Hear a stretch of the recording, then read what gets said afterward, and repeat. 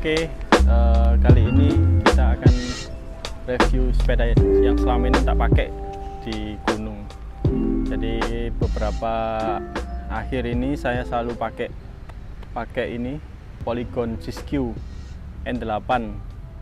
Kebetulan size-nya M tapi yang 29. Jadi kalau dari size bike-nya Polygon, sebenarnya kalau tinggi saya ini 178 harusnya pakai L ya, tapi karena susah cari yang L, kebetulan L itu biasanya untuk luar negeri. Jadi Polygon kalau size L itu kebanyakan diekspor. Jadi ini saya dapat size yang M tapi yang ban 29, pas lah untuk saya, nggak terlalu pendek, nggak terlalu tinggi juga. Terus yang pertama ini frame-nya ya dari Alloy ALX. Jadi beda dengan seri T sama D. Kalau D itu masih berat, kalau ini udah ringan banget. Ini Alloy ALX, mungkin kualitas yang paling itu. Terus foreknya saya pakai Rockshox Yari yang travel 160 mili. Forek ini udah cukup mumpuni untuk medan-medan bikepark atau di off-roadan. Udah getarannya udah mantap lah. Kayaknya nggak usah upgrade sih, udah cukup itu. Apalagi ditunjang dengan ban 29 ini. Biasanya saya di bikepark tutur welang itu batuan itu nggak begitu kerasa ya. Terus rear shocknya pakai Fox Float X2 DP2 ini ya.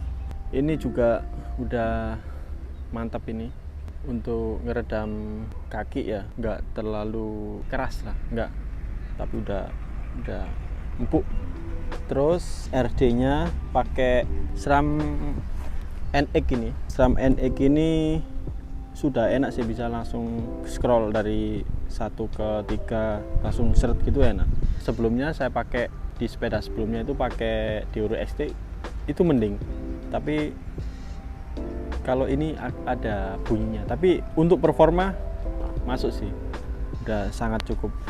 Terus apalagi ya, free hubnya bawaan juga semua dari NTT. Terus ininya wheelsetnya dari NTT juga. Kalau ada uang lebih, ini part yang wajib diganti dulu ini biar lebih enteng.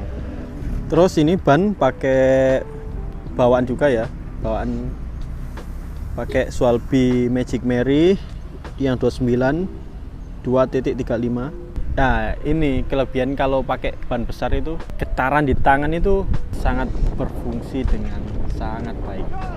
Kalau untuk off-road terus turunan batuan gitu, rock garden gitu, enak sih, lebih enak 29 daripada 27. Tapi kekurangannya itu kalau di bike park ya, yang banyak ininya, bermannya, belok-belokan itu ya agak susah ya, agak kurang lincah lah. Bener sih kata orang, katanya 29 kurang lincah. Ya memang bener kurang lincah, karena ya itu mungkin besar, itu handlingnya agak lebih tricky sedikit. Oke, rem brake set bawaan juga pakai Tektro ya, Tektro. Terus rotornya yang 160 mili kebetulan udah lebih dari cukup sih. 160 mili ini nggak usah di upgrade ke 180. Terus handlebarnya bawaan juga pakai NTT. Nah ini juga part yang ya ndak wajib juga, tapi kalau punya uang diganti lain biar lebih enak lagi. Dropper seat post pakai drive. Nah ini kendalanya, kalau ini yang bermasalah, yang selama ini saya pakai yang bermasalah itu cuman ini. Jadi kalau sepedaan pas di banyak debu gitu, ini kalau kena debu banyak, ini agak susah turunnya. Jadi nggak bisa turun sih, cuman nggak bisa naik lagi karena sini banyak debu. jadi harus dicuci dulu, dibersihin, kasih minyak lagi baru bisa normal. Nah kendalanya cuma di situ sih.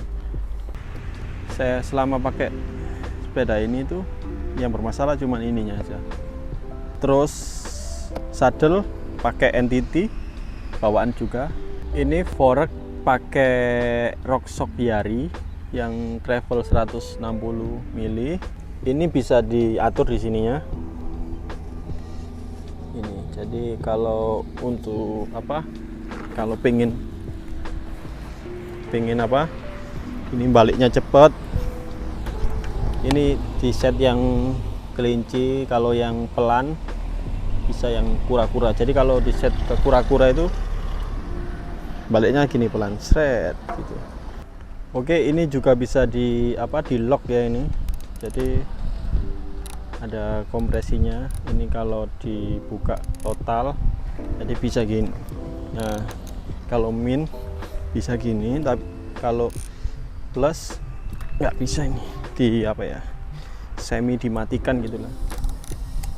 Kesetnya ini pakai SRAM Eagle juga 12 speed. Terus yang depan juga SRAM Eagle 1 speed aja ini. Terus pedal juga ini pakai apa ya, bawaan juga. Dulu gini ya, dulu sepeda ini pertama muncul ini 35 juta, tapi seiring waktu berjalan karena N8, seri N8 sama N9 itu deket. Maksudnya itu deketnya itu dari segi grup set itu mendekati. Jadi orang-orang itu selisih 4,5 juta lebih milih ke N9 dulunya. Lebih memilih ambil yang N9 karena grup setnya itu nggak nanggung lah. Jadi harganya sedikit, selisihnya 4,5 juta, tapi udah bagus. Kalau N9 udah pakai XS1 kalau nggak salah dulu itu pertama keluar. N9 yang hijau dulu ya. Banyak orang memilih ke N9. Akhirnya ini jadi turun harganya. Di Rodaling itu dulu 35, terus akhirnya diturunin jadi 32,5. Nah itu yang kenceng-kencengnya. Oke, selama saya pakai sepeda ini ya, kesimpulannya itu dari semua performance group set ini yang sudah saya terangkan tadi, masalahnya cuma di sini, ini di dropper seat post ini sering ini terjadi. Terus sama ini part yang wajib diganti juga lah, karena ini 2 jari ya. Kita bisa upgrade ke yang atasnya ini biar bisa 1 jari sudah bisa.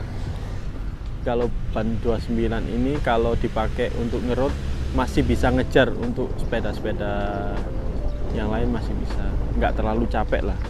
Oke, jadi gitu aja review kali ini tentang Siskiyou N9. Jadi worth it apa enggak sepeda ini dibeli untuk enduro atau di bike park? Kalau saya pribadi sangat layak ini, karena di grup set ini sudah mantep lah. Tapi kalau kalian sultan bebas lah, lebih baik yang N9 itu lebih mantep lagi. Oke, untuk selalu support channel saya ada website mtb-bekas.com. Di situ saya menjual ada kaos, ada tas dan lain-lain. Kalian bisa belanja di situ, dan tunggu review-review selanjutnya. Saya akan mereview banyak lagi sepeda MTB, sepeda lipat dan lain-lain. Oke teman-teman, gitu aja video dari saya. See you next video. Bye.